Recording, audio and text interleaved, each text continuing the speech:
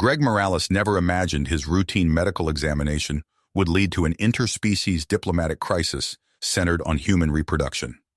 As he stood in the sterile Iconian medical bay, his colleague Vox's compound eyes widened in shock at his casual revelation. Humans engage in sexual activity for pleasure? Vox's antennae twitched rapidly, a sign of intense confusion in Iconians. Her silvery exoskeleton gleamed under the harsh lights as she processed this information. Greg nodded, realizing too late the cultural chasm he'd just exposed. On the Iconian homeworld, reproduction was a purely biological process, devoid of physical contact or pleasure.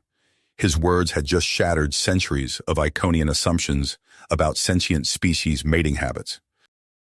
Vox, an Iconian female considered attractive by human standards, leaned closer.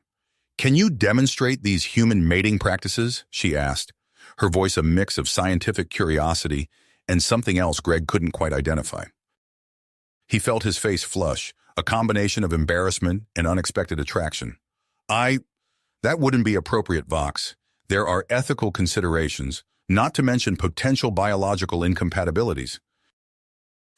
Before Vox could press further, Greg's comm unit buzzed. It was an urgent message from Earth's government.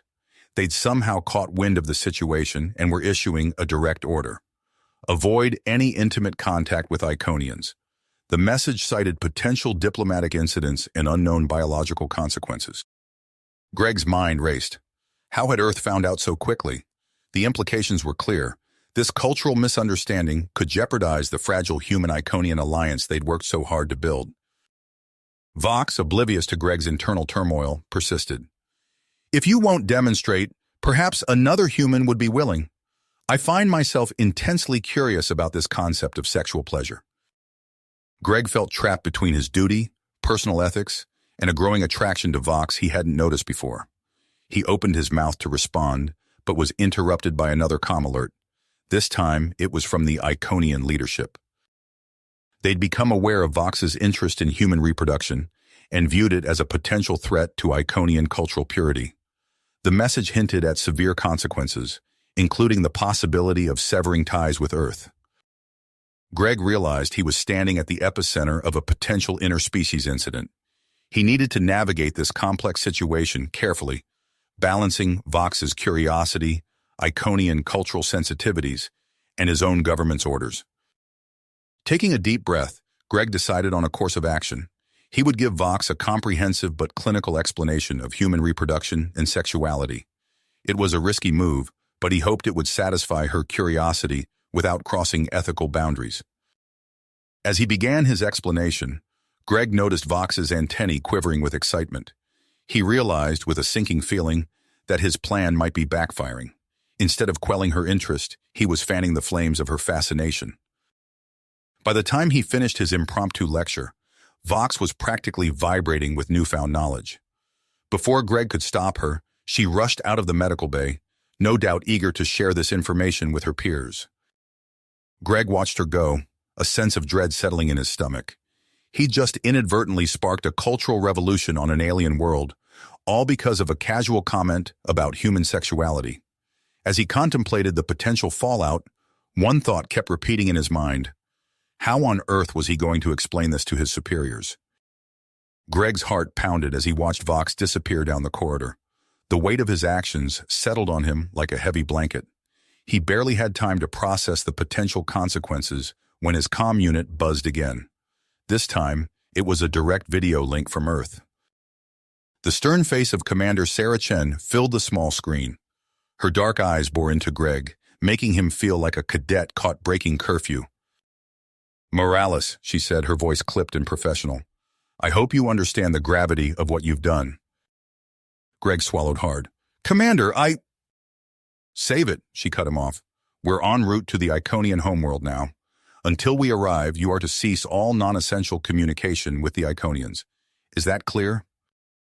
"Yes, Commander," Greg replied, his mouth dry. The screen went dark, leaving Greg alone with his thoughts. He slumped against the wall of the medical bay, running a hand through his hair. How had a simple medical examination spiraled so far out of control? Over the next few days, Greg watched helplessly as the situation deteriorated. The Iconian High Council, in a flurry of activity, implemented strict measures to limit their people's exposure to human ideas. Access to human living quarters was restricted, and communication channels were heavily monitored. Greg felt like a prisoner in his own quarters, cut off from the Iconians he had come to know and respect. He caught glimpses of the growing unrest through his window. Groups of younger Iconians gathering in courtyards, their antennae twitching in animated discussions that he could only imagine were about human concepts of pleasure and intimacy. On the third day of his self-imposed isolation, Greg's comm unit lit up with an unfamiliar signal. Hesitantly, he answered, and Vox's face appeared on the screen. "Greg," she whispered, her compound eyes darting nervously. "We need to talk. Can you meet me?" Greg's pulse quickened. "Vox, I can't. It's too risky. We're under strict orders." "Please," she interrupted. "This is important. I've acquired a secure communication device from a human trader. We won't be detected." Greg hesitated, torn between his duty and his curiosity. Against his better judgment, he found himself nodding. "All right, where and when?" As Greg snuck through the dimly lit corridors of the Iconian complex that night, he couldn't shake the feeling that he was making a terrible mistake. He found Vox waiting in a secluded alcove, her silvery exoskeleton gleaming softly in the low light. "Greg," she said, her antennae quivering with excitement, "I need to know more about human sexuality. The concepts you introduced, they're revolutionary. Many of us are questioning everything we thought we knew about reproduction and relationships." Greg felt a mix of pride and fear at her words. "Vox, I understand your curiosity, but this is dangerous. The High Council—" A commotion in the distance cut him off. Angry voices echoed down the corridor, growing louder by the second. Greg peered around the corner and saw a group of Iconians marching towards the human quarters, led by a particularly agitated elder. "It's Elder Zax," Vox whispered, her voice tinged with fear. "He's been leading protests against human presence on our world. We need to go." But it was too late. Elder Zax rounded the corner, his eyes narrowing as he spotted Greg and Vox. "You!" he bellowed, pointing an accusatory appendage at Greg. "Corrupting our youth with your depraved ideas." Greg raised his hands placatingly. "Elder Zax, please. This is all a misunderstanding." The elder lunged forward, attempting to physically restrain Greg. Acting on instinct, Greg twisted away, but in doing so, he accidentally struck Elder Zax. The Iconian elder stumbled backward, crashing into the wall with a sickening crunch. Time seemed to stand still as Greg stared in horror at Elder Zax's crumpled form. The angry voices in the distance grew louder, and Greg knew he had only moments before he was discovered. "Go," Vox urged, pushing him towards a side passage. "I'll explain what happened." Greg hesitated for a split second before nodding and sprinting away. He had barely made it back to his quarters when the alarms began to blare. Within minutes, Iconian security forces were at his door, placing him under arrest. As Greg was led away in restraints, he caught sight of Commander Chen and her crisis management team arriving. The look of disappointment and anger on her face told Greg everything he needed to know. He had just single-handedly pushed the human Iconian alliance to the brink of collapse. Locked in a holding cell, Greg could only imagine the diplomatic firestorm raging outside. He thought of Vox, hoping she was safe, and wondered if there was any way to salvage the situation. Hours passed before the cell door finally opened. Commander Chen entered, her face a mask of barely suppressed fury. "Morales," she said, her voice cold, "do you have any idea what you've done?" Greg opened his mouth to respond, but Chen held up a hand, silencing him. "The Iconian government is demanding your immediate extradition. Half the population is calling for all humans to be expelled from their world. Years of careful diplomacy, undone by your recklessness." She paused, taking a deep breath. "However, we might have one last chance to fix this mess. We're proposing a cultural exchange program, a small group of Iconians visiting Earth under controlled conditions. It's a long shot, but it might be our only option to salvage this alliance." Greg's mind raced. Despite everything, he still believed in the importance of human Iconian cooperation. "Commander," he said, his voice hoarse, Let me lead the program. My background in xenobiology, my understanding of both cultures, I can make this work. Chen's eyes narrowed. You're on thin ice, Morales. One more mistake and you'll be court-martialed faster than you can blink. But, she sighed, you might be our best shot at making this work. As Chen left to make the necessary arrangements, Greg sat back on his cell's hard bench. He knew the road ahead would be challenging, filled with cultural landmines and political machinations. But as he thought of Vox and the potential for true understanding between their species, he felt a glimmer of hope. The cell door opened again, and an Iconian guard entered. You have a visitor, he announced gruffly. To Greg's surprise, Vox stepped into the cell, her antennae drooping with worry. Greg, she said softly, I volunteered for the cultural exchange program. I want to help fix this. As Greg looked at Vox, he realized that the fate of two worlds now rested on their shoulders. The real challenge was just beginning. Greg's heart raced as he processed the implications of Vox's decision. Before he could respond, alarms blared through the detention facility, startling them both. What's happening? Greg asked, pressing against the cell's force field to get a better view of the corridor outside. Vox's antennae twitched nervously. I don't know, but I have to go. Be ready, Greg. Things are about to change. As Vox hurried away, Greg heard the unmistakable sound of multiple footsteps approaching. Moments later, a group of Iconian guards appeared, led by a stern-faced Commander Chen. Morales, you're being moved, Chen said, her voice tight with tension. The situation has escalated beyond our control. As the guards deactivated the force field and secured Greg with energy restraints, Chen leaned in close. The Iconians have given us 48 hours to leave the planet. I'm doing everything I can to fix this mess, but you need to be prepared for the worst. Greg's mind reeled as he was escorted through the facility's winding corridors. The once bustling hallways were eerily empty, save for the occasional group of agitated Iconian officials hurrying past. Through the windows, he caught glimpses of the capital city beyond. Crowds had gathered in the streets, their angry chants audible even through the thick walls of the detention center. As they reached a high-security wing, Chen dismissed the Iconian guards with a curt nod. Once alone, she turned to Greg, her expression grave. Listen carefully, Morales. I'm going to try one last diplomatic push to salvage this situation. In the meantime, you're to remain here under maximum security. Do not, under any circumstances, attempt to contact anyone or leave this cell. Is that clear? Greg nodded, his throat dry. Yes, Commander, but what about the cultural exchange program? What about Vox? Chen's eyes narrowed. The program is on hold, and your interactions with the Iconians are over. Focus on keeping your head down and staying out of trouble. As Chen turned to leave, Greg called out, Commander, wait. There has to be something I can do to help. This is all my fault. Chen paused at the door, her shoulders sagging slightly. Just stay put, Morales. That's how you can help. With that, she was gone, leaving Greg alone in the sterile, high-tech cell. Hours passed like days as Greg paced the small confines of his new prison. The cell was a marvel of Iconian engineering, with smooth, featureless walls that seemed to absorb light. A force field hummed softly at the entrance, its faint blue glow the only source of illumination. Greg's scientific mind couldn't help but analyze his surroundings.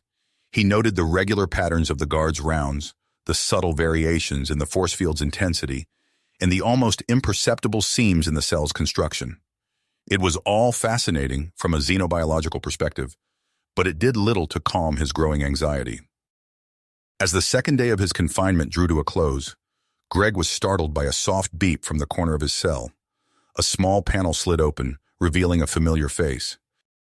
Vox, Greg whispered, rushing to the opening. How did you... No time to explain, Vox interrupted, her antennae quivering with urgency. She pushed a small, disc-like object through the opening. Take this. It's a disruptor that can interfere with our security systems. You need to escape, Greg. Things are worse than you know. Greg hesitated, weighing the device in his hand. Vox, I can't. If I escape, it could destroy any chance of salvaging the Alliance. Vox's compound eyes seemed to shimmer with emotion. Greg, there might not be an Alliance left to save. Elder Zax and his followers are pushing for complete isolation. They're using you as an example of why humans can't be trusted. Please, you have to leave." Before Greg could respond, alarms blared throughout the facility. Vox's eyes widened in panic. "They've detected the breach. I have to go. Use the disruptor and meet me at the old xenobiology lab. Hurry!" As the panel slid shut, Greg was left alone once more, the disruptor a heavy weight in his hand. He knew that using it would be a point of no return, potentially destroying his career and any hope of mending human-Iconian relations. But as the alarms continued to wail and the sound of approaching guards echoed down the corridor, Greg made his decision. He activated the disruptor, watching in amazement as the force field flickered and died. Stepping out of his cell, Greg found himself in a world of chaos. Emergency lights bathed the corridor in an eerie red glow as Iconian guards rushed past, too focused on some larger threat to notice the escaped human. Greg moved swiftly, using his knowledge of Iconian biology to anticipate patrol patterns and avoid detection. He ducked into maintenance shafts and unused corridors, his heart pounding with each close call. As he navigated the labyrinthine facility, Greg couldn't help but marvel at the advanced Iconian technology surrounding him. Holographic displays flickered with urgent messages, while automated defense systems whirred to life, their sensors sweeping the halls for intruders. Finally, after what felt like hours of tense navigation, Greg reached the xenobiology lab. He found Vox waiting, her silvery exoskeleton reflecting the dim emergency lighting. "You made it," she said, relief evident in her voice. "Quickly, we need to move. The entire city is in lockdown." As they hurried through the deserted lab, Greg's scientific curiosity got the better of him. "Vox, how did you get that disruptor? And how did you know about the security systems?" Vox's antennae twitched nervously. "I'm part of a group, Greg, young Iconians who believe in the value of cultural exchange. We've been studying human technology, preparing for something like this." Their conversation was cut short as they reached a window overlooking the city. The sight took Greg's breath away. The normally serene Iconian capital was in turmoil. Crowds filled the streets, their bioluminescent displays flashing in angry patterns. In the distance, Greg could see the sleek shapes of human ships taking off, evacuating the planet. "We need to get you to the spaceport," Vox said, pulling Greg away from the window. "There's a human transport leaving in less than an hour. It might be your last chance to get off the world." As they made their way through the back alleys and service tunnels of the Iconian city, Greg's mind raced. He thought of Commander Chen, likely embroiled in tense negotiations with the Iconian High Council. He wondered about the cultural exchange program, the dreams of mutual understanding and cooperation that now seemed so distant. Suddenly, a piercing siren cut through the air, causing both Greg and Vox to freeze in their tracks. A booming voice, speaking in both Iconian and accented English, echoed across the city. "Attention all citizens. A dangerous human fugitive has escaped custody. He is to be considered a threat to Iconian security. Any information leading to his capture will be rewarded. All humans are ordered to report to designated holding areas immediately." Greg turned to Vox, his face pale. "This is bad, really bad." Vox's antennae drooped. "It's worse than you know, Greg. Look." She pointed to the sky where a holographic display had appeared, visible to the entire city. It showed a fleet of imposing human warships, their weapons primed and ready. "Who are they?" Greg asked, a sinking feeling in his stomach. "They arrived an hour ago," Vox explained. "They're demanding your release and threatening military action. Greg, I think we're on the brink of war." As the implications of this new development sank in, Greg realized that his escape had become more than just a matter of personal survival. He was now at the center of a potential interstellar conflict, with the fate of two civilizations hanging in the balance. "We need to find Commander Chen," Greg said, his voice firm with newfound perseverance. "She's the only one who might be able to stop this before it's too late." Vox nodded, her compound eyes reflecting the grit in Greg's face. "I know a way to access the diplomatic channels, but we'll have to go through the heart of the protest to get there." As they set off towards the city center, Greg couldn't shake the feeling that every step was bringing them closer to a point of no return. The sounds of the angry crowds grew louder, and the sky above was filled with the ominous shapes of both Iconian and human ships. In the midst of this chaos, Greg clung to a single hope, that somehow he could find a way to bridge the gap between their two species and prevent the unthinkable from happening. But as they rounded a corner and came face to face with a patrol of Iconian security forces, Greg realized that his greatest challenge was just beginning. Greg's heart pounded as he faced the Iconian security patrol. Their bioluminescent patterns flashed in aggressive patterns, antennae twitching as they scanned the area. He felt Vox tense beside him, her exoskeleton clicking softly. "This way," Vox whispered, pulling Greg into a narrow alley. They ducked behind a stack of storage containers, holding their breath as the patrol passed by. Once the coast was clear, they emerged and continued their journey through the labyrinthine streets of the Iconian capital. Greg marveled at the alien architecture, towering structures that seemed to defy gravity, pulsing with an inner light that matched the bioluminescence of their creators. As they navigated the crowded thoroughfares, Greg noticed the tension in the air.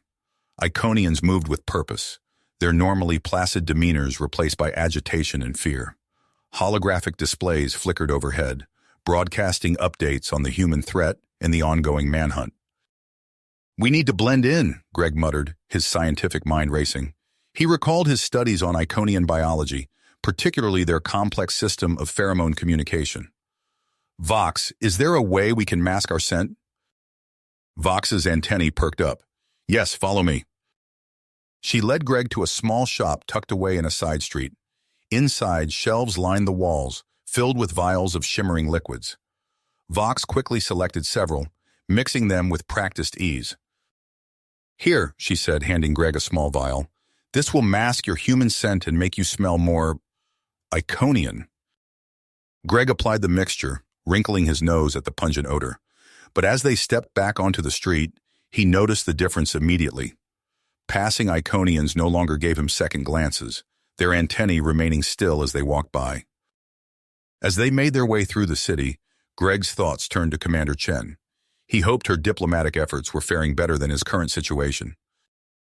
High above the Iconian homeworld, on a neutral space station, Commander Sarah Chen stood before a group of human and Iconian representatives. The tension in the room was palpable, but Chen's voice remained steady as she addressed the gathering. "We stand at a crossroads," she began, her eyes moving from human to Iconian and back again.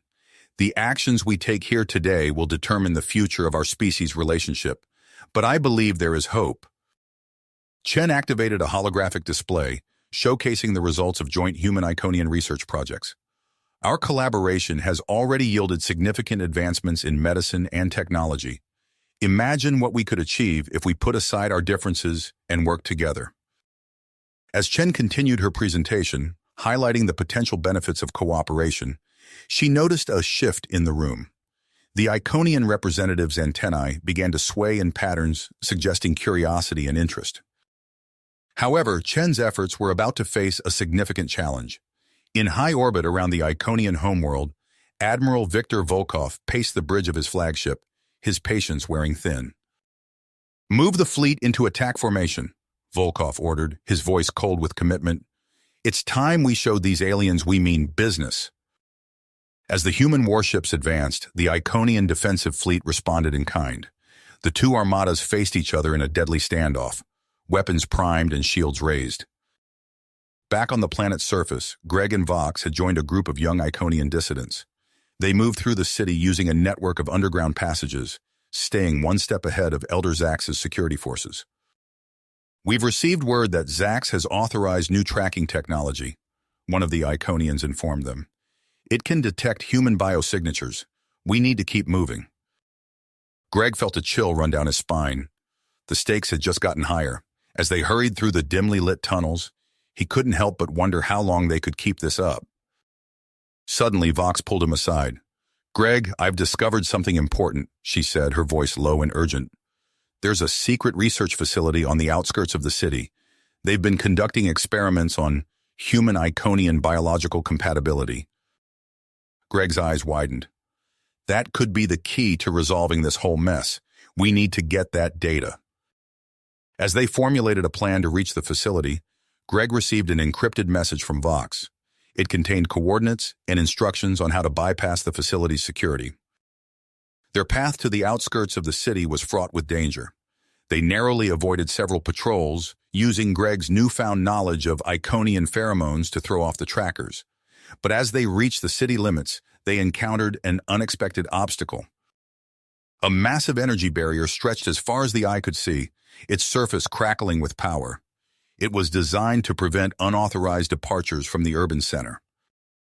"How are we going to get past that?" Greg asked, feeling a sense of despair creeping in. But his Iconian allies were already at work. Combining their knowledge of Iconian technology with Greg's human problem-solving skills, they began to devise a way to disable a section of the barrier.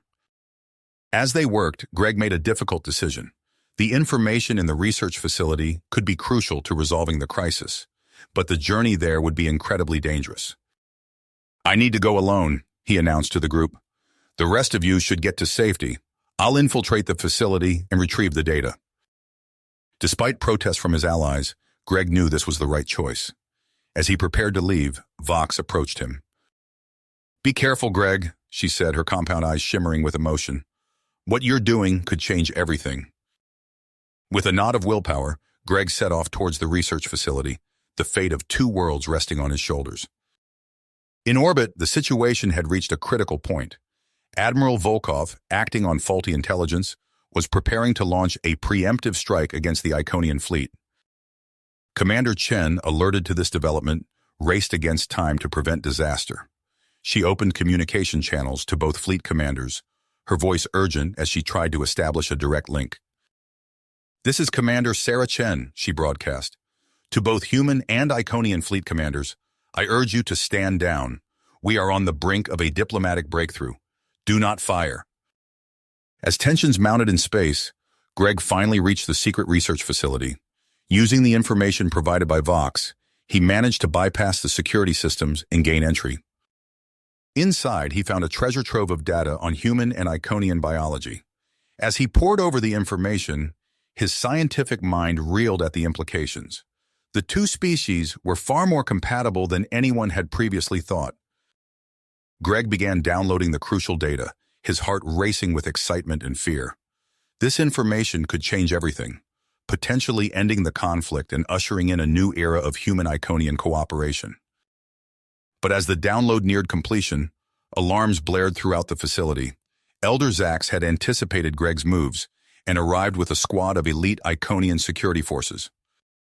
Greg found himself cornered, the fate of human-Iconian relations literally in his hands, as he clutched the data storage device. He could hear the heavy footsteps of the security forces approaching, their bioluminescent patterns visible through the translucent walls of the facility. As Elder Zax's voice echoed through the facility, demanding Greg's surrender, the human scientist realized he was out of options. The next few moments would determine not just his fate, but the future of two species and potentially the peace of the entire galaxy. Galaxy. Greg took a deep breath, his mind racing through possible escape routes. The approaching security forces cast eerie shadows on the translucent walls, their bioluminescent patterns pulsing with menace. In a flash of inspiration, Greg's eyes darted to the environmental controls. He recalled his studies on Iconian physiology, particularly their sensitivity to sudden changes in atmosphere. Without hesitation, he lunged for the control panel and activated the fire suppression system. A dense, non-toxic fog burst from hidden nozzles, filling the room in seconds.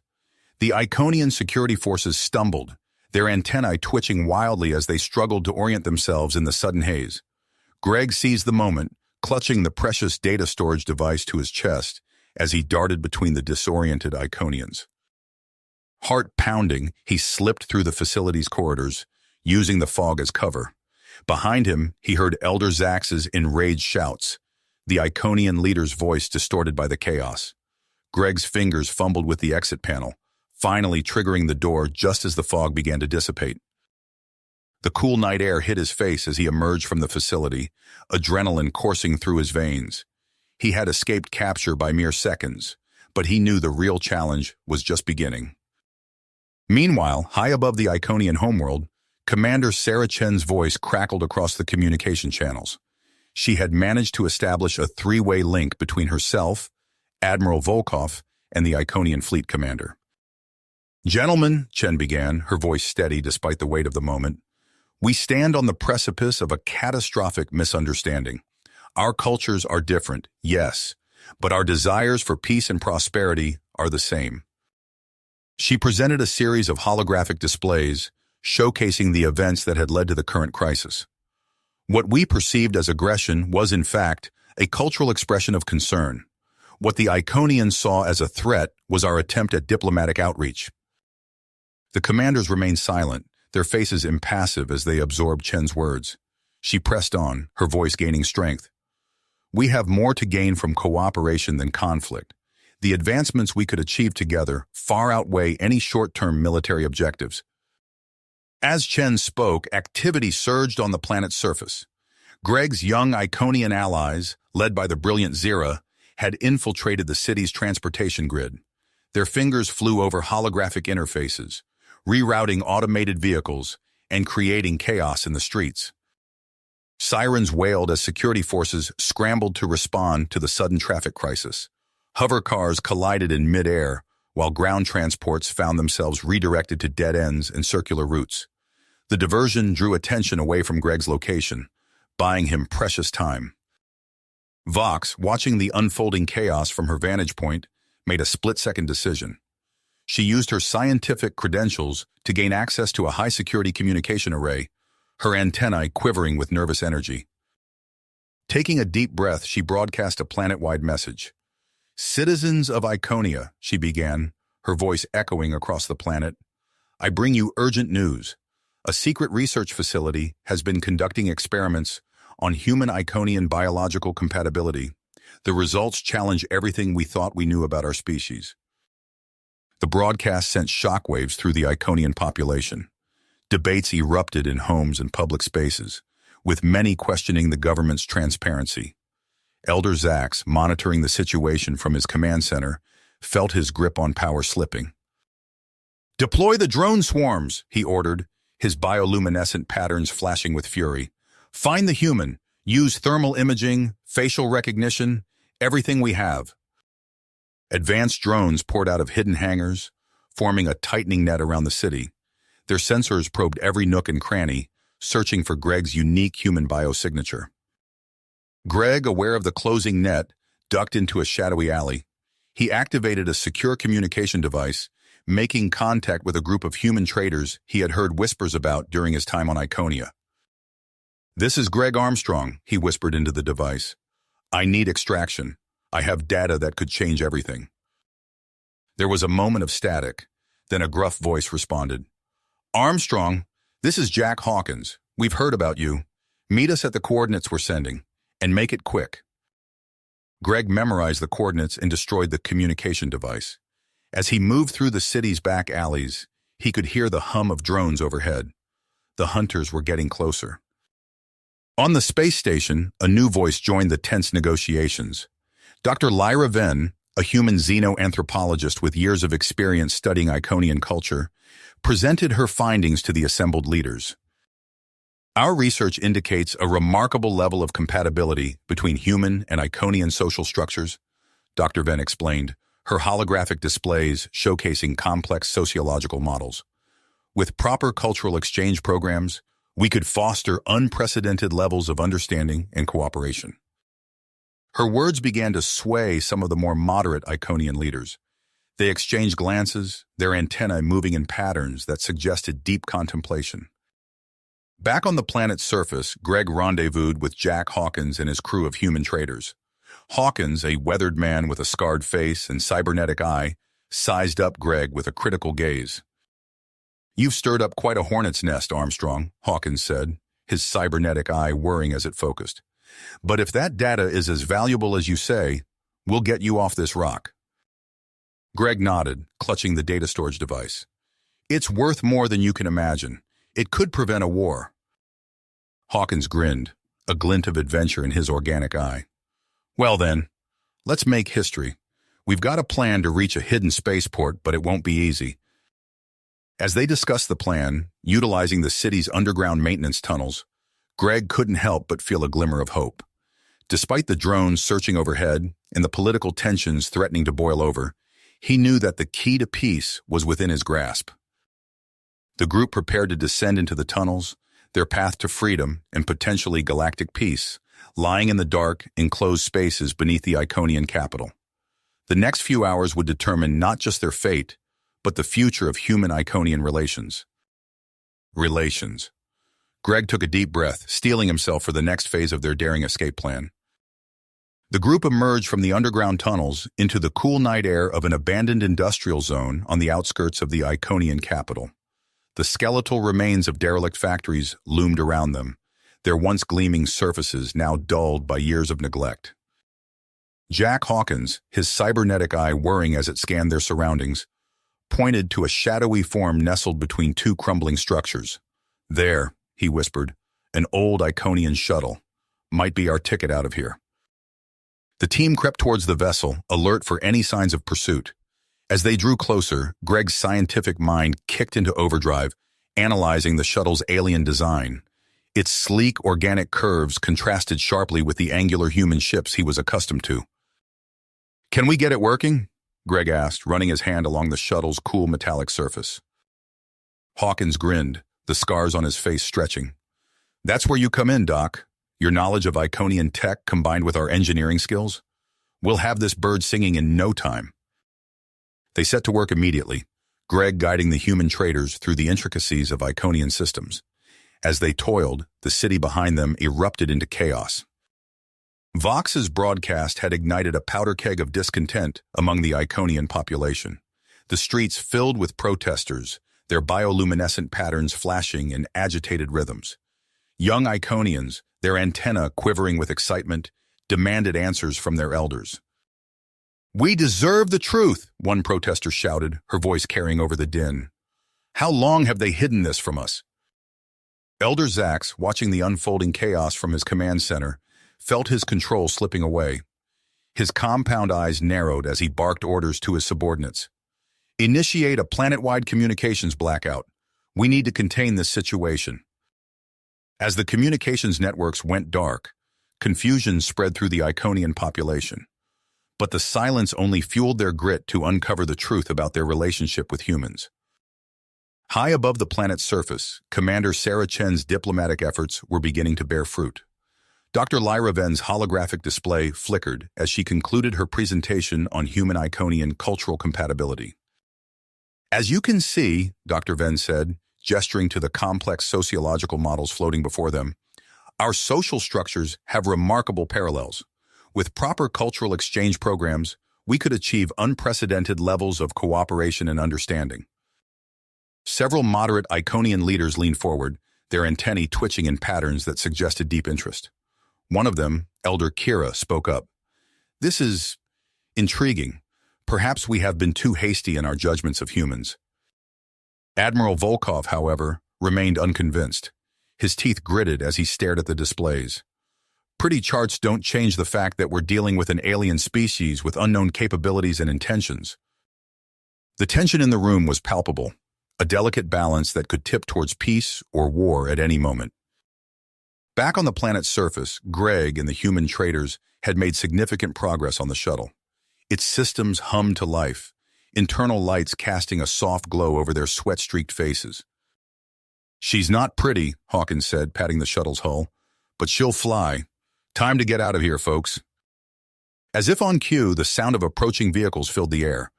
Greg's heart raced as he saw a fleet of Iconian security transports converging on their location. At the head of the assault was Elder Zax himself, his eyes blazing with fury. "Quick thinking time, Doc," Hawkins said, his hand hovering over the shuttle's launch controls. Greg's mind raced, drawing on everything he had learned about Iconian biology. In a flash of inspiration, he grabbed a nearby container and began mixing chemicals from the shuttle's medical bay. "What are you doing?" one of the traders asked, eyeing the approaching Iconian forces nervously. "Making a pheromone bomb," Greg replied, his fingers working deftly. "It should disorient them long enough for us to take off." As the Iconian forces breached the perimeter of the industrial zone, Greg finished his makeshift device. He handed it to Hawkins, who grinned wildly. "Oh, I like the way you think, Armstrong. Hawkins said.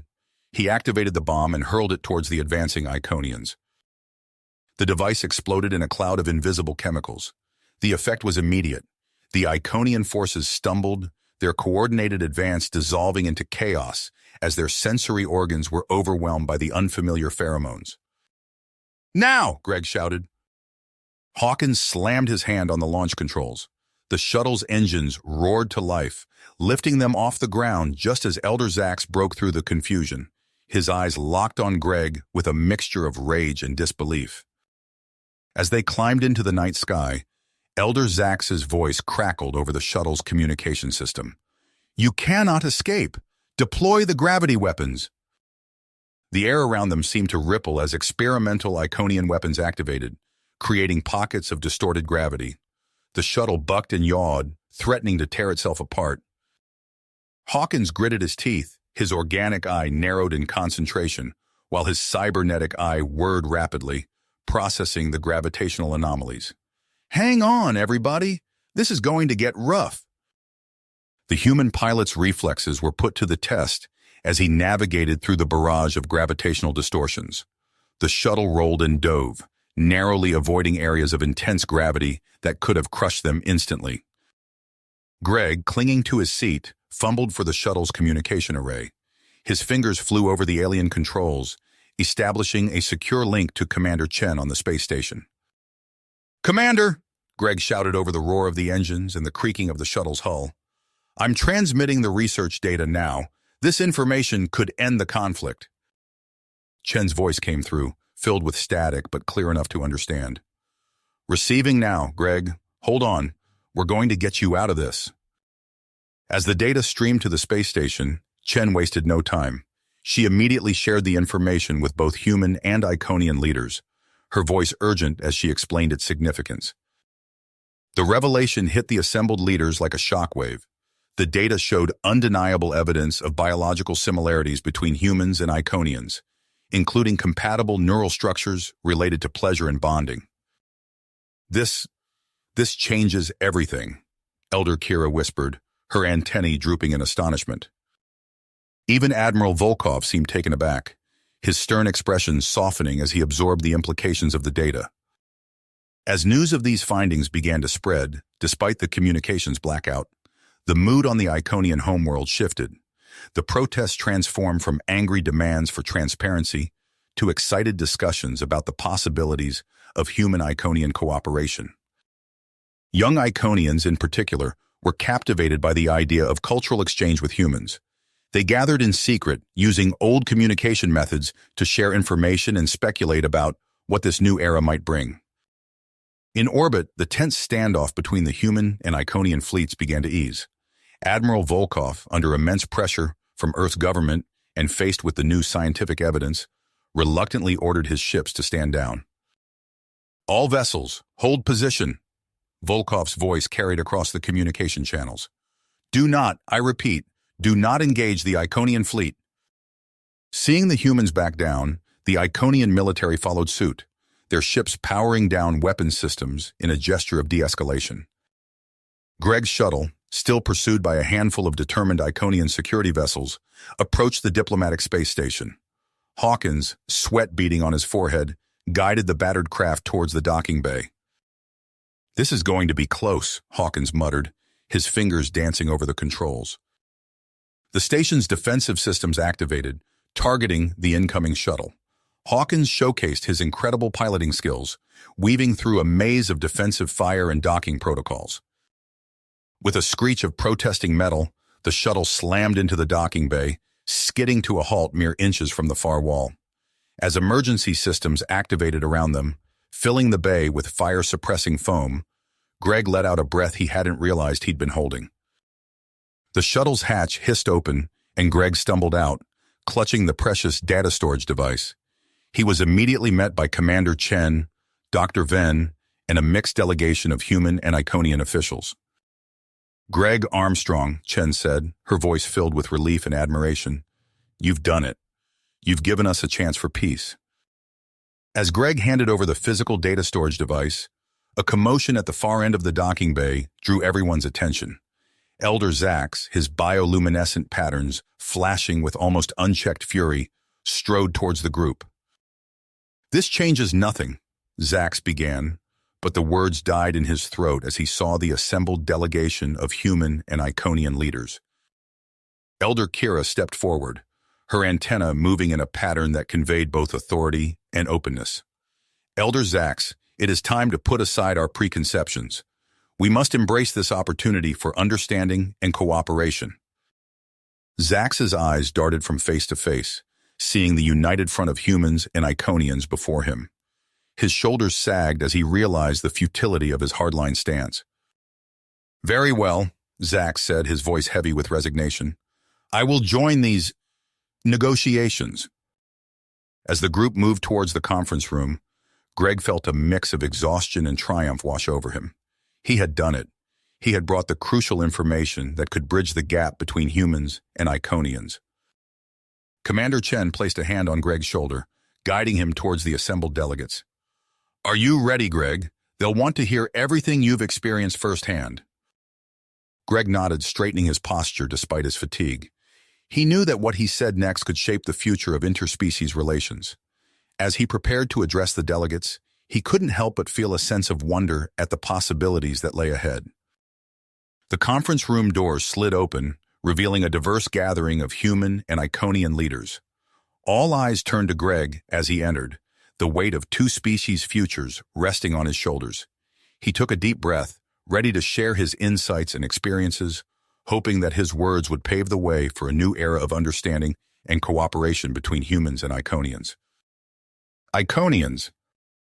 As Greg stepped into the conference room, the air crackled with tension and anticipation. Human and Iconian delegates sat around a large oval table, their eyes fixed on him. Commander Chen gave him a reassuring nod as he took his place at the head of the table. "Dr. Armstrong," Elder Kira said, her antennae twitching with curiosity, "please share your findings with us." Greg took a deep breath and began his presentation. He detailed his experiences in the secret Iconian research facility, explaining the groundbreaking data he had uncovered. As he spoke, holographic displays materialized above the table, showing complex neurological scans of both human and Iconian brains. "As you can see," Greg said, gesturing to the floating images, "there are remarkable similarities in the pleasure and bonding centers of our brains. This suggests a level of compatibility between our species that we never imagined possible." The room erupted into a flurry of whispers and exclamations. Elder Zax's compound eyes widened, his earlier hostility giving way to disbelief. "Impossible," Zax muttered, but his voice lacked conviction. Admiral Volkov leaned forward, his brow furrowed. "Dr. Armstrong, what are the implications of these findings?" Greg's eyes lit up with excitement. "The potential is enormous. This could pave the way for unprecedented levels of cooperation and understanding between our species. We could develop new technologies, medicines, and cultural exchanges that benefit both humans and Iconians." As the discussion continued, Elder Zax found himself torn. The evidence before him challenged everything he had believed about humans. He watched as other delegates, both human and Iconian, engaged in animated discussions about the possibilities this new information presented. Meanwhile, on the Iconian homeworld, Vox had managed to bypass the communications blackout. Her face appeared on screens across the planet as she broadcast updates on the negotiations. "Fellow Iconians," Vox said, her antennae quivering with excitement, "what we're witnessing is nothing short of revolutionary. The data suggests that humans are not the alien threat we once believed them to be, but potential partners in our cosmic journey." Her words sparked a frenzy of activity among the planet's youth. In hidden corners and secret meeting places, young Iconians gathered to discuss this new information. Their bioluminescent patterns pulsed with enthusiasm as they imagined a future of collaboration with humans.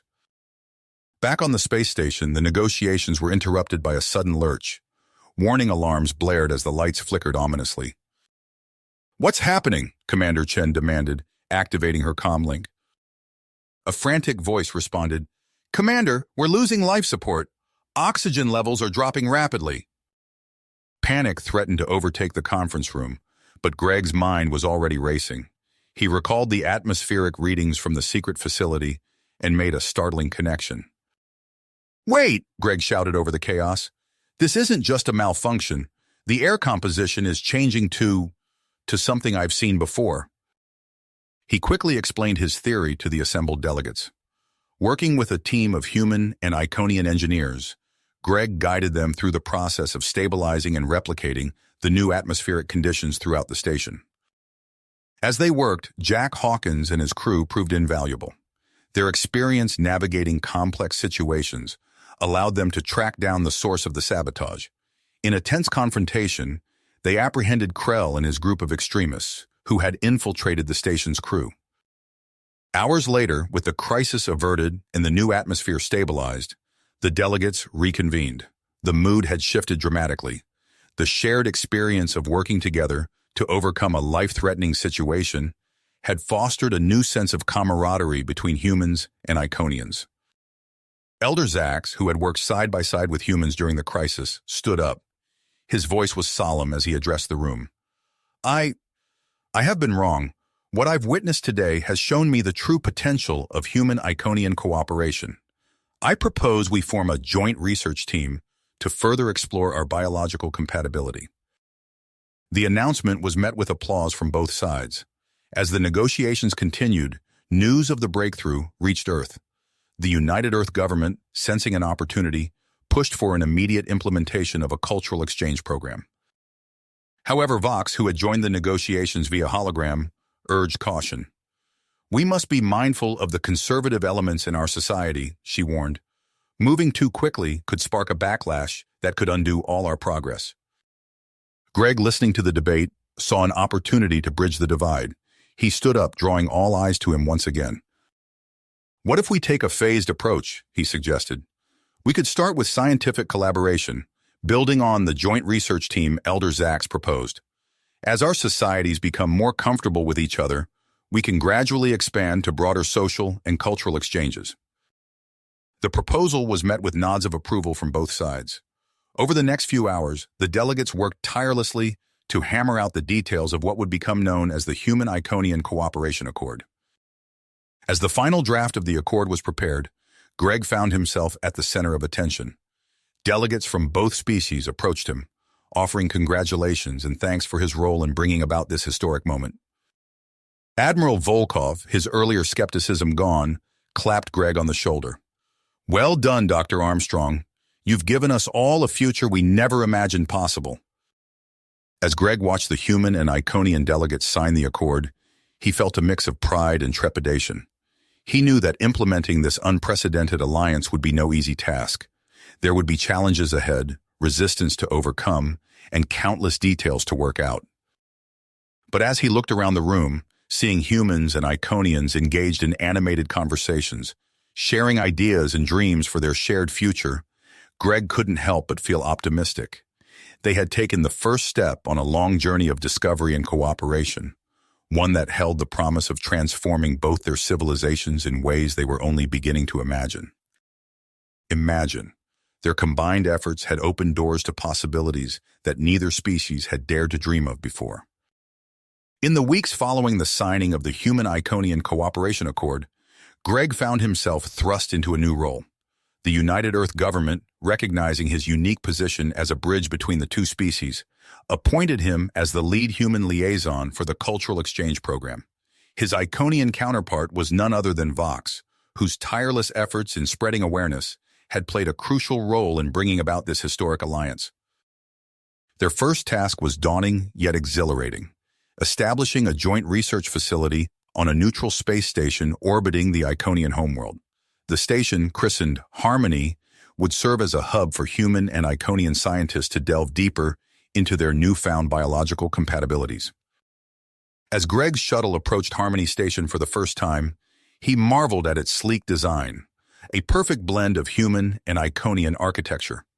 The station's central ring rotated slowly, creating artificial gravity, while long spokes extended outward, housing various research modules and living quarters. Upon docking, Greg was greeted by Vox, her bioluminescent patterns pulsing with excitement. "Welcome to Harmony, Greg," she said, her translator conveying warmth in her voice. "Are you ready to make history?" Greg nodded, a smile spreading across his face. More than ready. Let's get to work. The following months were a whirlwind of activity. Greg and Vox assembled a team of the brightest minds from both species, each bringing unique perspectives and expertise to their shared goal. The research facility buzzed with energy as humans and Iconians worked side by side, exploring the implications of their shared pleasure centers and the potential for interspecies bonding. One day, as Greg was reviewing data from their latest experiment, Dr. Lena Chen, a brilliant neurobiologist, burst into his office. Her eyes were wide with excitement. "Greg, you need to see this," she said, her voice barely containing her enthusiasm. She activated a holographic display showing a complex molecular structure. "We've identified a unique pheromone produced by humans. When combined with the specialized atmosphere we developed during the space station crisis, it has a profound effect on Iconian physiology." Greg leaned forward, studying the hologram intently. "What kind of effect?" "It enhances their sensory perception and emotional responses," Lena explained. "The implications are, well, they're staggering." News of the discovery spread rapidly through both human and Iconian communities. The potential for deeper connections between the two species sparked a wave of excitement and speculation. However, it also brought unexpected complications. Greg found himself in the middle of a heated debate during a video conference with Earth. Admiral Volkov's face filled the screen, his expression grave. "Dr. Armstrong, we have a situation," Volkov said. "Several major pharmaceutical companies are lobbying for exclusive rights to synthesize and distribute the pheromone. They see it as a goldmine." Greg felt a knot forming in his stomach. "Admiral, we can't allow that. This isn't just some commodity, it's a key to understanding and connecting with the Iconians. It should be freely available for research and diplomatic purposes." Volkov nodded. "I agree, but the pressure is mounting. We'll need your team to provide a comprehensive report on the ethical implications of commercializing the pheromone." As Greg worked with his team to compile the report, trouble was brewing on the Iconian homeworld. Vox's daily briefings grew increasingly tense as she reported on the growing unrest. "Conservative factions are rallying against the pheromone research," she explained, her antennae drooping slightly. "They fear it will lead to the breakdown of our traditional values and social structures." Greg watched the hollow screen behind Vox, which showed footage of Iconian protesters gathering in the capital city. Their bioluminescent patterns flashed in angry patterns as they demanded stricter regulations on human-Iconian interactions. Despite the growing controversies, Greg and Vox pressed on with their research. Their persistence paid off when they made another groundbreaking discovery. In a secure lab on Harmony Station, Greg and Vox stood before a group of volunteer Iconian subjects. Each had been exposed to the human pheromone and the specialized atmosphere for an extended period. "What we're seeing is remarkable," Greg explained, gesturing to the neural scans displayed on the lab's monitors. "Prolonged exposure has triggered a dormant gene in Iconians, leading to the development of new neural pathways." Vox's antenna quivered with excitement. "These pathways, they're similar to those responsible for human emotional bonding and intimacy, aren't they?" Greg nodded, his voice filled with awe. "Yes, this suggests that Iconians may have the biological capacity for human-like relationships. It challenges everything we thought we knew about Iconian reproduction and social structures." The revelations sent shockwaves through both societies. Young Iconians, intrigued by the possibility of experiencing emotions and relationships similar to humans, began seeking out human companions in secret. Reports of unsanctioned meetings between humans and Iconians flooded in, creating a logistical and security nightmare for both governments. In response to the escalating situation, the United Earth Government and Iconian High Council called for an emergency summit on Harmony Station. Greg and Vox found themselves at the center of it all, tasked with presenting their findings and recommending a course of action. As Greg prepared for the summit, poring over data and rehearsing his presentation, his comm unit chimed. It was Jack Hawkins. "Greg, we've got a problem," Jack's voice was urgent. "My contacts have uncovered a plot by a radical Iconian splinter group. They're planning to sabotage Harmony Station and assassinate key figures at the summit." Greg's blood ran cold. Who's behind it? It looks like Elder Zax's most fanatical followers, Jack replied. They see your work as a threat to their entire way of life. Without wasting a moment, Greg alerted station security and worked with Jack to implement enhanced safety measures. As the delegates began arriving for the summit, Greg couldn't shake the feeling that they were sitting on a powder keg. The summit opened with a tense atmosphere. Representatives from human pharmaceutical companies sat uneasily next to Iconian conservative leaders. Elder Kira, now a staunch supporter of human-Iconian cooperation, took her place at the head of the Iconian delegation. Greg had just begun his presentation when the first signs of trouble appeared. The lights flickered ominously, and a strange hissing sound filled the air. Commander Chen's voice crackled over the station's comm system. We're experiencing multiple system failures. Life support is fluctuating, and we've lost contact with several sections of the station. Panic began to spread through the assembled delegates. Greg locked eyes with Vox across the room, a silent understanding passing between them. The saboteurs had already begun their attack. As alarms blared and chaos erupted around them, Greg knew that the next few hours would determine not just the fate of the summit, but the future of human-Iconian relations. He took a deep breath, steeling himself for the challenge ahead. The real test of interspecies cooperation was about to begin. The station shuddered, and the emergency lighting cast an eerie red glow over the panicked faces of the delegates. Greg's mind raced as he assessed the situation. He locked eyes with Vox across the room, her bioluminescent patterns flashing in a pattern he recognized as alarm. Without a word, they both sprang into action. Everyone remain calm, Greg called out, his voice cutting through the chaos. We need to evacuate this chamber immediately. Please follow the security personnel to the designated safe zones. As the delegates filed out, Greg tapped his comm unit. Commander Chen, what's our status? Multiple system failures across the board, Chen's voice crackled. Life support is fluctuating, and we've lost contact with several sections of the station. We're working to contain the damage, but it's spreading fast. Greg's eyebrows furrowed. Understood. I'm assembling a response team. We'll coordinate from the security hub. Within minutes, Greg had gathered a mixed group of human and Iconian security personnel. As they hurried through the corridors, he outlined his plan. We know the saboteurs are using the station's systems against us, Greg explained. But we have an advantage they might not expect. The unique atmospheric conditions we've been studying. We're going to use them to flush out our hidden enemies. Greg contacted the station's engineering team, instructing them to modify the ventilation system. We need to gradually increase the concentration of the human pheromone in specific sections of the station, he ordered. Focus on areas where we've lost contact or detected anomalies. As the engineers worked, Greg turned to Vox. We need a non-lethal way to subdue any resistance. Can you work with the medical team to develop a quick-acting sedative that affects both humans and Iconians? Vox's antennae twitched in affirmation. I'll get on it right away. Be careful, Greg. These extremists are desperate and dangerous. As Vox departed for the medical bay, Greg's comm unit chimed. It was Jack Hawkins. Greg, I've been analyzing the pattern of malfunctions, Jack reported. There's a logic to it. I can predict where they're likely to strike next. Greg felt a surge of hope. That's exactly what we need, Jack. Keep feeding us that information. We'll position our teams accordingly. Over the next hour, Greg coordinated the security response from the hub. He watched the station schematics, tracking the spread of the pheromone-rich atmosphere and the movements of his teams. Slowly but surely, they began to make progress. We've got 2 in custody, a security officer reported.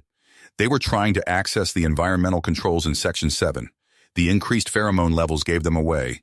They couldn't hide their physiological responses. Greg nodded grimly. Good work. Keep pushing forward. As more saboteurs were apprehended, Greg felt a growing sense of unease. They hadn't found the leader yet, and he feared what desperate measures they might take. Suddenly, Jack's voice came through, urgent and alarmed. Greg, I've identified a critical vulnerability, the main reactor. If they overload it, the entire station could be destroyed. Greg's blood ran cold. He quickly assembled a small team, including both human and Iconian officers. We need to get to the reactor room now. Use the maintenance tunnels. they're less likely to be compromised. As they navigated the cramped tunnels, Greg briefed his team on what they might face. The leader is an Iconian named Krell, a former disciple of Elder Zax. He believes our alliance will destroy Iconian civilization. Be prepared for anything. They emerged into the reactor room to find Krell and his remaining followers already there. The fanatical Iconian stood at the main control panel, his bioluminescent patterns pulsing with manic intensity. "Stay back!" Krell shouted, his translator conveying the raw emotion in his voice. "One more step and I'll overload the reactor. This abomination of a station will be destroyed, along with your plans to corrupt our species." Greg held up his hands, signaling his team to hold their positions. He took a deep breath, feeling the pheromone-rich air fill his lungs. He knew that Krell had been exposed to it as well, and hoped it might give him an opening. "Krell," Greg said calmly, "I understand your fear.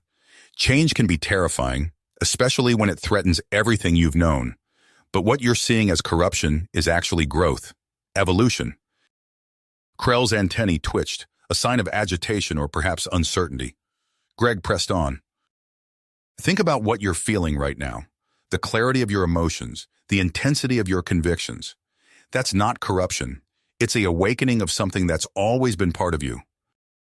Greg took a careful step forward, noting how Krell's hand trembled over the reactor controls. "We're not trying to destroy Iconian civilization. We're offering a chance to enrich it, to explore aspects of yourselves that have lain dormant for millennia." Krell's bioluminescent patterns flickered, shifting from aggressive reds to confused blues.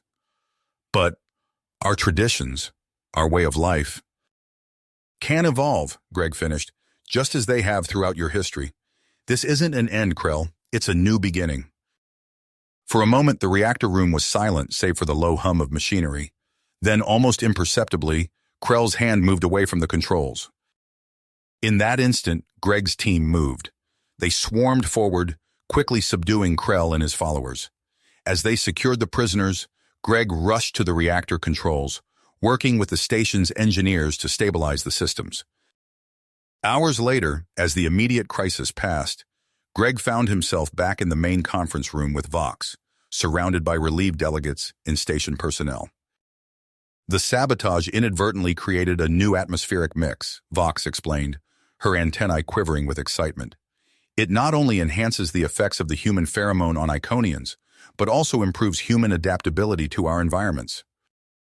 Greg nodded, his mind racing with the implications. This could revolutionize our ability to work and live together. The potential for scientific collaboration, cultural exchange. Elder Kira stepped forward, her bioluminescent patterns glowing with a warm, approving light. "Dr. Armstrong, your actions today have not only saved this station, but may have preserved the future of human-Iconian relations. The High Council will be most interested in pursuing these new avenues of research." Admiral Volkov, representing the United Earth government, added his own commendation. "I think it's clear that we need to accelerate our cultural exchange program. Dr. Armstrong, we'd like you to take charge of an expanded research initiative here on Harmony Station." As the delegates began to discuss the details of this new phase in human-Iconian cooperation, Greg found himself overwhelmed by the magnitude of what had transpired. He gazed out the viewport at the stars beyond, acutely aware that they stood at the threshold of a new era. Vox approached, her translator conveying a mix of excitement and trepidation in her voice. "Greg, have you seen the latest reports from my homeworld? Young Iconians are already petitioning the government for long-term immersion programs on Earth. They're fascinated by the idea of experiencing human-like emotions and relationships." Greg turned to his friend and colleague, a smile playing at the corners of his mouth. "Looks like we've got our work cut out for us, Vox. We'll need to find a way to balance scientific progress with cultural sensitivity, all while navigating these new emotional connections between our species." As they stood there contemplating the challenges and opportunities that lay ahead, Greg couldn't help but feel a sense of anticipation. The most difficult and potentially rewarding phase of their mission was just beginning. The profound implications of their recent discoveries greatly troubled on Greg's mind as he gazed out at the stars. Over the following months, Harmony Station transformed into a bustling hub of human-Iconian cooperation. Greg and Vox found themselves at the forefront of a groundbreaking cultural exchange program, leveraging their research to create a controlled environment that would allow willing participants from both species to explore deeper connections. The first phase of the program involved converting an entire deck of Harmony Station into a specialized habitat. Engineers worked tirelessly to replicate the enhanced atmospheric conditions that had proven so effective in activating the dormant Iconian gene responsible for emotional bonding. As the habitat neared completion, Greg and Vox carefully selected a diverse group of volunteers from both species. Among them were Jack Hawkins and Zira, the tech-savvy Iconian who had aided Greg during the crisis on the Iconian homeworld. "Remember," Greg addressed the assembled volunteers, "this is uncharted territory for all of us. We'll be monitoring your progress closely, but your safety and comfort are our top priorities.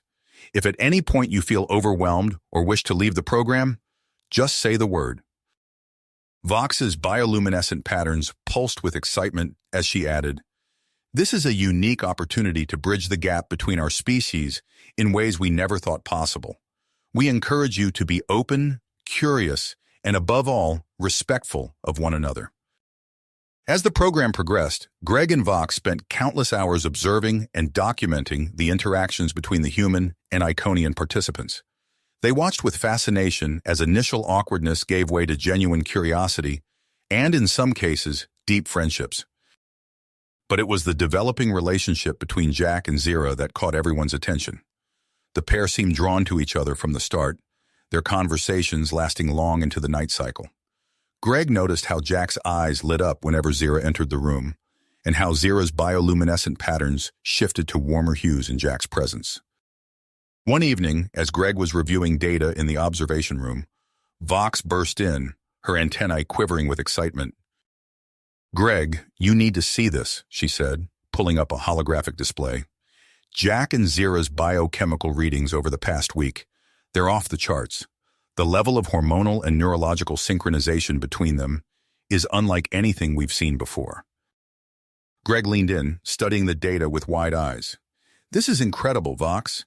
It's almost as if their bodies are adapting to each other on a cellular level." Their conversation was interrupted by a soft chime from the habitat's monitoring system. On the main screen, they saw Jack and Zira in a private alcove, their bodies close, hands intertwined. As they watched, Jack leaned in, pressing his forehead gently against Zira's, in what they had come to recognize as the Iconian equivalent of a kiss. Greg and Vox held their breath, knowing they were witnessing a historic moment, the first consensual intimate encounter between a human and an Iconian. The news spread quickly, eliciting a wide range of reactions. Conservative factions on both Earth and the Iconian homeworld protested vehemently, claiming that such unions were unnatural and posed a threat to the integrity of both species. However, as data on the positive effects of the program began to circulate, public opinion started to shift. Jack and Zira, initially uncomfortable with the attention, agreed to participate in a series of interviews and medical examinations to help further the research. Their accounts of increased empathy, emotional stability, and overall well-being were compelling, but it was the unexpected biological benefits that really captured the scientific community's attention. Greg and Vox worked tirelessly, analyzing every piece of data they could gather. Their findings were nothing short of revolutionary. "Look at this," Greg said, pointing to a complex molecular model floating above his desk.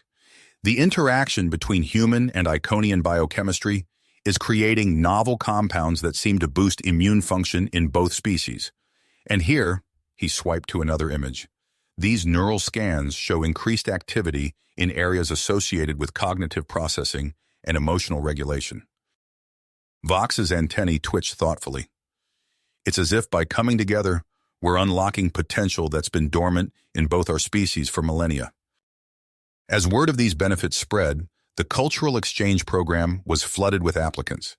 Both human and Iconian governments struggled to keep up with the demand, leading to rapid expansion plans for Harmony Station and the establishment of similar facilities on Earth and the Iconian homeworld. Even Elder Zax, who had been watching the program's progress with cautious optimism, found himself drawn to participate. His experience in the program led to a profound shift in his perspective, and he emerged as a vocal advocate for human-Iconian integration. 5 years after the initial crisis that had brought humans and Iconians together, Harmony Station was barely recognizable. What had once been a small research outpost was now a sprawling complex, home to thousands of humans and Iconians living and working together in harmony. Greg and Vox, their research now famous throughout both worlds, organized a galactic symposium to share the full results of their work. Scientists, diplomats, and citizens from both species gathered to discuss the future of human-Iconian relations. The symposium concluded with a historic announcement. The first official human-Iconian marriages would be recognized by both governments. Jack and Zira, along with several other couples, stood proudly before the assembled crowd as they exchanged vows, their union a symbol of the new era of interspecies cooperation. As the celebration wound down, Greg found himself on an observation deck, gazing out at the stars. He heard soft footsteps behind him and turned to see Vox approaching, her bioluminescent patterns glowing with a warm, inviting light. "Quite a day," Greg said softly as Vox came to stand beside him. "Indeed," Vox replied, her translator conveying a mix of emotions in her voice. "Greg, I've been thinking—" Greg turned to face her fully, suddenly aware of the depth of feeling that had grown between them over the years. "Yes, Vox?" Vox's antennae quivered slightly as she continued. "We've spent so much time studying the connections between our species. Perhaps it's time we explored those connections ourselves." Greg felt his heart race as he gently took Vox's hand in his own. "I think you're right," he said, a smile spreading across his face. "After all, we are scientists. It's our duty to experiment." As they stood there, the vast expanse of space stretching out before them, Greg and Vox knew they were embarking on a new journey, one that would not only further their research, but also open their hearts to possibilities they had only dreamed of before. The future stretched out before them, full of promise and discovery. As human and Iconian societies continued to intertwine, new challenges and opportunities would undoubtedly arise. But for now, in this moment, two beings from different worlds found common ground in the universal language of love and understanding. You have reached the end of the story.